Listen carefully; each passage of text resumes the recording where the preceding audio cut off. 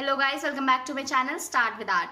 तो आज की वीडियो में मैं आपके लिए लेकर आई हूँ नेक्स्ट पार्ट। जो मैंने लास्ट टाइम सीरीज की बात की थी ना कि आपने वो नहीं देखी है, तो आप उसको देख लीजिए। एंड आज जो हम कंटिन्यू करने वाले हैं वो है आज आगे का पार्ट, यानी कि पेंटिंग से हम ये सीरीज स्टार्ट कर रहे हैं। एंड पेंटिंग से बेसिकली स्टार्ट करने का मतलब मेरा ये है कि हम स्टार्टिंग से एंडिंग तक, ठीक है, जब तक हम सारी पेंटिंग्स का नहीं कंप्लीट कर लेते तब तक हम आगे नहीं बढ़ेंगे। तो सबसे पहले आप आर्ट फील्ड में, तो पेंटिंग्स के बारे में तो आपको पता ही होना चाहिए, ठीक है। तो इसीलिए मैंने पेंटिंग से स्टार्ट करने का सोचा है। एंड मैं आप लोगों को बता दूं, जिन लोगों ने नहीं देखी है लास्ट वाली वीडियो, जो इससे पहले वाली वीडियो आई थी, वो पहले उसे देखें ताकि उन्हें डाउट ना रहे कि एक्चुअली क्या चल रहा है, ठीक है। तो वो चीज़ क्लियर करने के लिए आप पहले वो वाली वीडियो देखिए, उसके बाद आप ये देख सकते हैं।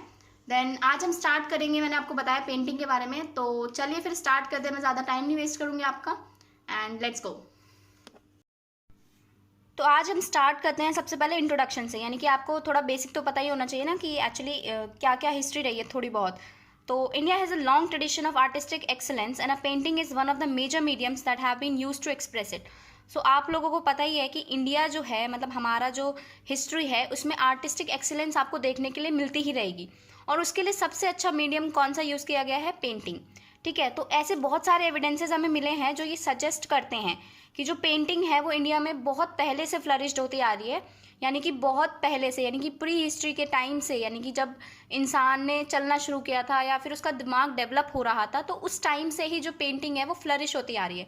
यानी कि जब उसने बोलना, साइन लैंग्वेज में बोलना सीखा था, तो उसने साइंस को ड्रॉ करना सीखा था, तो ठीक है, उस टाइम से जो है पेंटिंग्स जो है आर्ट हिस्ट्री में चली आ रही है।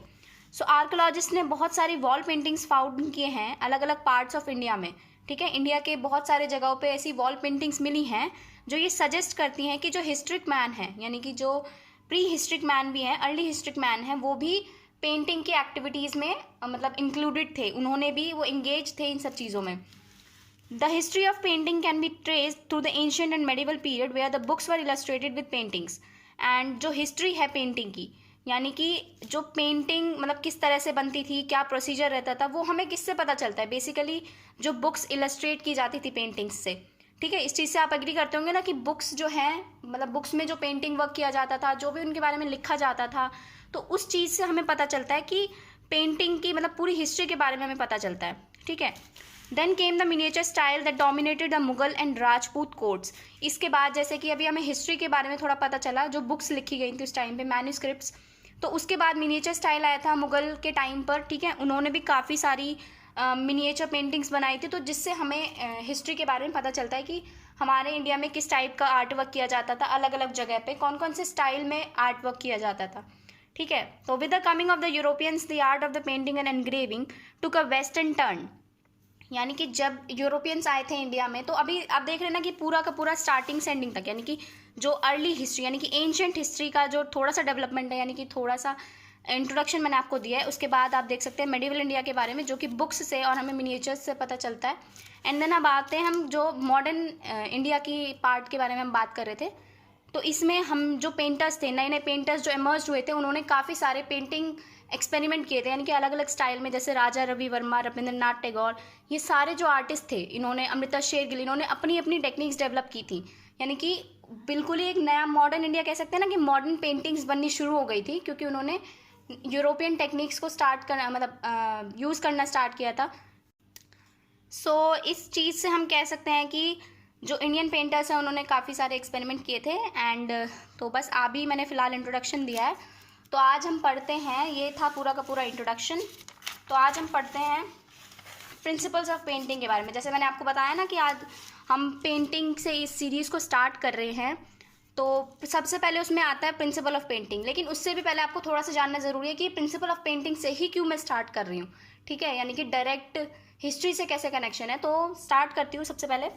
The history of painting can be known from primitive rock paintings of Bhimbetka, Mirzapur and Pachmarhi. तो जैसे हम जान सकते हैं कि पेंटिंग्स की हिस्ट्री हमें कहाँ कहाँ से पता चलती है? प्रिमिटिव रॉक पेंटिंग्स से, यानी कि भीमबेटका केव्स जो है, मिर्ज़ापुर में जो केव्स हैं, पंचमढ़ी केव्स जो हैं, यहाँ से हमें पता चलता है कि जो पेंटिंग है वो बननी शुरू हो गई थी।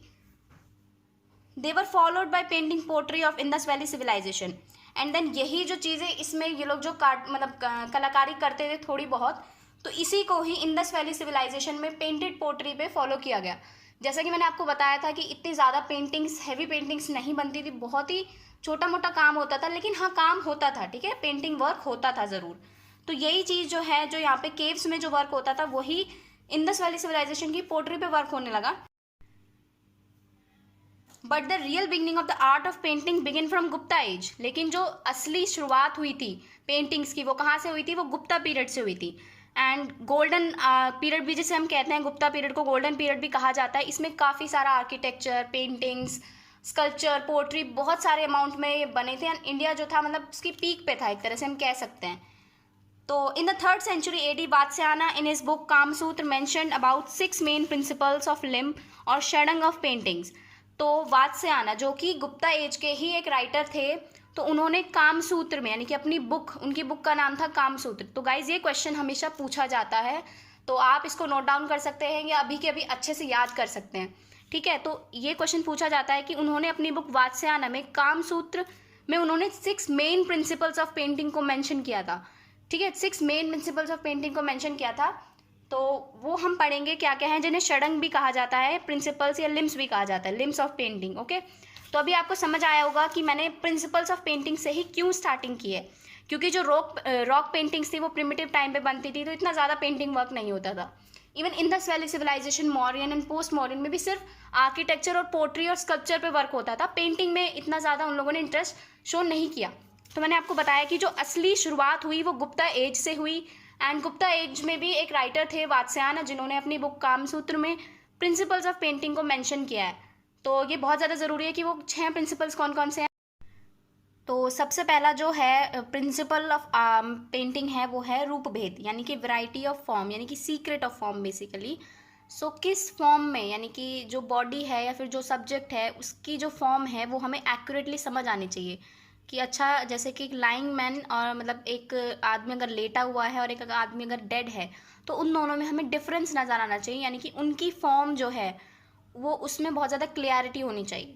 सो नेक्स्ट है सदृश्यन, पोर्ट्रेल ऑफ लाइकलीनेस ऑफ सब्जेक्ट, ठीक है। ये इसका मतलब ये है कि जो हमारा सब्जेक्ट है या जो भी हमने टॉपिक चूज़ किया है वो एग्जैक्टली वैसा ही होना चाहिए, यानी कि उसकी जो लाइकलीनेस है वो उस तरह से होनी चाहिए, जैसे जो भी पेंटिंग आपने चूज़ की है वो बिल्कुल जो आप बना रहे हैं वो उसके जैसा ही होना चाहिए, यानी कि आप कितना हद तक उस पेंटिंग को उसके जैसा बना रहे हैं जो आपने चूज़ किया है, ठीक है। नेक्स्ट है bhava, creation of lustre and gleam with the colours, यानी कि जो पेंटिंग है उसमें आपने एक मैजिक क्रिएट किया है कि उसमें आपका जो आइडिया है, जो सब्जेक्ट है, वो किस तरह से वो चीज़ें एक्सप्रेस कर पा रहा है, यानी कि आपने पेंटिंग में पूरे इमोशंस जो है वो अच्छे से दिखाए हैं उसके सब्जेक्ट के द्वारा, ठीक है, कि उसका मेन मोटिव क्या है जो पेंटिंग आपने क्रिएट की है।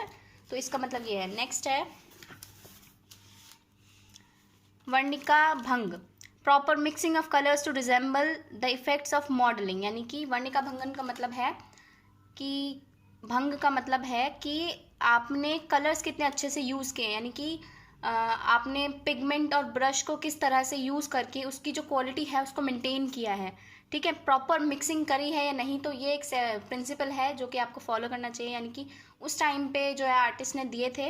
नेक्स्ट है प्रमाणम, प्रोपोर्शन ऑफ द सब्जेक्ट, यानी कि प्रोपोर्शन क्या है, आपने जो मेजरमेंट ली है वो बिल्कुल सही है या नहीं, मतलब आर्टिस्टिक सेंस में अगर हम देखें तो उसका प्रोपोर्शन बिल्कुल करेक्ट है या नहीं, तो इसका मतलब ये है। नेक्स्ट है लावण्य योजनम, इमर्जन ऑफ इमोशंस, ठीक है, आपने जो वो सब्जेक्ट लिया है उसमें कितना हद तक आपने वर्क किया, यानी कि कितना उसको ब्यूटीफाई किया है आपने उसको, ठीक है, वर्क को कितने अच्छे तरीके से आपने प्रेजेंट किया है।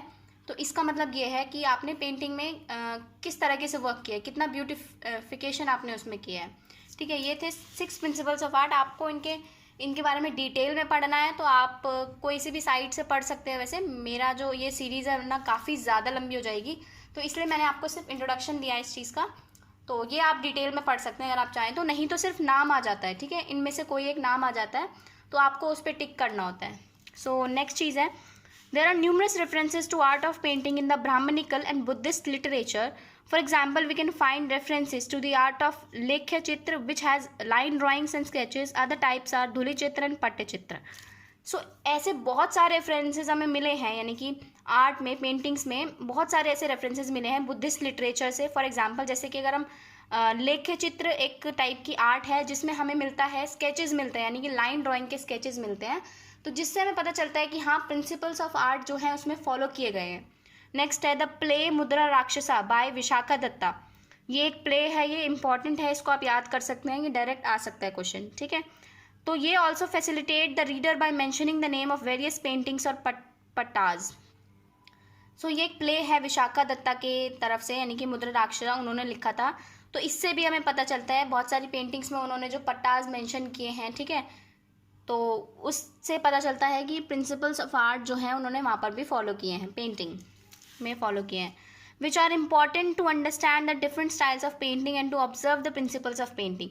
यानी कि बहुत सारे ऐसे एग्जाम्पल्स हमें बुद्धिस्ट ब्राह्मणिकल बुद्धिस्ट लिटरेचर से मिले हैं, ठीक है। इस प्ले से भी हमें पता चलता है, उन्होंने भी मेंशन किया है बहुत सारी तरह की पेंटिंग स्टाइल्स को उन्होंने मेंशन किया है। तो इनसे हमें क्या पता चलता है कि जो प्रिंसिपल्स ऑफ पेंटिंग है, मतलब उसमें देखे गए, यानी कि ऑब्जर्व किए गए हैं इस चीज़ में। एग्जाम्पल जैसे दे रखा है कि जो धिगाला पितका होता है, यानी कि ये पेंटिंग टाइप है लॉन्ग स्क्रोल्स ऑफ पेंटिंग, यानी कि पेंटिंग में मतलब जो लॉन्ग स्क्रोल्स पे पेंटिंग की जाती थी, ये उसका टाइप है। नेक्स्ट है यमा पिताका, जिससे कहते हैं आइसोलेटेड पेंटिंग्स, यानी कि आइसोलेटेड पेंटिंग्स जो बनाई जाती थी वो इससे बनाई जाती थी। तो ये सिर्फ एग्जाम्पल्स है, इतना आपको याद करने की ज़रूरत नहीं है, मैं सिर्फ आपको ये बता रही हूँ कि बहुत सारी ऐसी चीज़ें हैं, बहुत सारे ऐसे हमें आर्ट वर्क्स मिले हैं जिसमें प्रिंसिपल्स ऑफ जो पेंटिंग है वो हमें देखने को मिलते हैं, ठीक है। तो गाइज आज की वीडियो में बस इतना ही, मतलब फर्स्ट पार्ट जो है ये थोड़ा सा मैंने आपको क्लियर करने की कोशिश की है। एंड अगर आपको समझ नहीं आया तो आप कमेंट करके पूछ सकते हैं, मैं आपके हर एक क्वेश्चन का रिप्लाई करूंगी। एंड प्लीज़ मेरे चैनल को सब्सक्राइब एंड लाइक कीजिए, कमेंट कीजिए ज़्यादा से ज़्यादा, ताकि मुझे पता चलता रहे कि आप लोग देख रहे हैं एंड मेरी मोटिवेशन बनी रहे। तो इस चीज़ के लिए आज की वीडियो जो है यहीं पर ख़त्म होती है। एंड आपसे रिक्वेस्ट करती हूँ please subscribe, like and comment and share to your friends जिनको इनकी इस चीज़ की ज़रूरत है, जिनको थ्योरी में थोड़ी बहुत दिक्कत है, तो आप उनको शेयर कर सकते हैं। एंड आई होप आपको ये वीडियो यूजफुल लगी होगी। तो अब हम मिलते हैं नेक्स्ट वीडियो में। Till then take care and bye bye and keep sharing, learning and enjoying.